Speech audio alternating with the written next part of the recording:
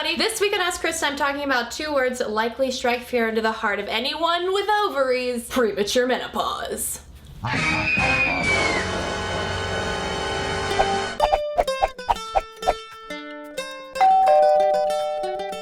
This week's Ask Kristen question is coming from Jamie, who wants to know, I was wondering about early menopause. I have a friend who's going through it at 35, and my doctor has put it on the list of possibilities for me when I'm only turning 30 later this year. A general rundown of what it is, and is it the same thing as premature ovarian failure, would be greatly appreciated. Early menopause simply means that your ovaries stop working before menopause usually occurs around age 50. You asked whether premature menopause is the same thing as premature ovarian failure, or what the National Institutes of Health now refers to as premature ovarian insufficiency, and the answer is not exactly. Premature menopause means that your ovaries stop working entirely, whereas with premature ovarian insufficiency, your ovaries still have a little bit of life in them. It's just sporadic. So you might get a period every now and then, and there's still a chance, not a huge chance, but a chance that you could get pregnant. Both of these conditions are pretty rare. Around 5% of women between 40 and 45 years old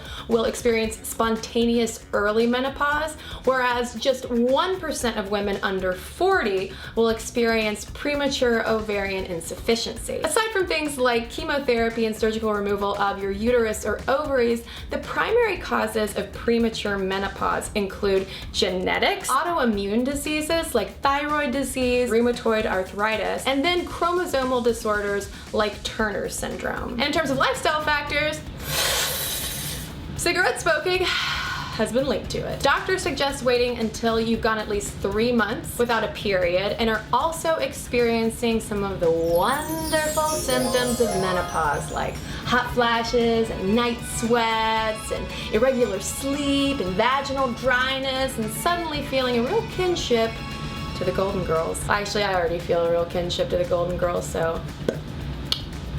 And if all of that's the case, doctors will also check your estradiol and follicle stimulating hormone levels, as well as your thyroid function, to see whether or not it might be happening. Also, if you had a late onset period, like if you got your first period after age 15 or 16, there is a higher chance of you developing premature menopause as well. If this happens, the long-term health effects include greater chance of developing Hashimoto thyroiditis, heart disease, and osteoporosis, as well as infertility and possible depression and anxiety, mental health impacts of this physical condition. And the treatment for it is pretty much the same as your run-of-the-mill menopause, focusing on estrogen therapy and vitamin D supplements to strengthen your bones. But Jamie, as for preventing premature or early menopause, I don't think there's really anything we can do about that except quit smoking. That's just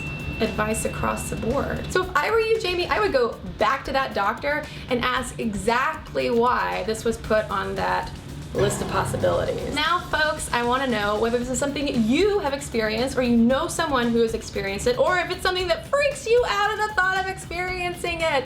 Let me know all your early menopause thoughts below. And thanks to everybody who watched and commented on last week's Ask Kristen video. Kim said, I'm a bigger woman with a not very curvy shape, but I still show skin, walk with my head held high, and a smile and laugh just like a traditionally beautiful woman. People have even said I'm cocky, but all I'm doing is what any traditionally beautiful person would do. D. Hayes responded, it's so easy to forget that wherever we are, we've had astronomically more successes than failures. Sometimes just ignoring that yucky feeling and not even actively faking it, but choosing not to acknowledge the negative can help you squeeze through one more day at a time until we finally get to the finish line. Or at least I hope so. And as always, dear friends, whether you have questions about your body, brain, relationships, whatever it might be sure to ask me your questions so I can give you some answers.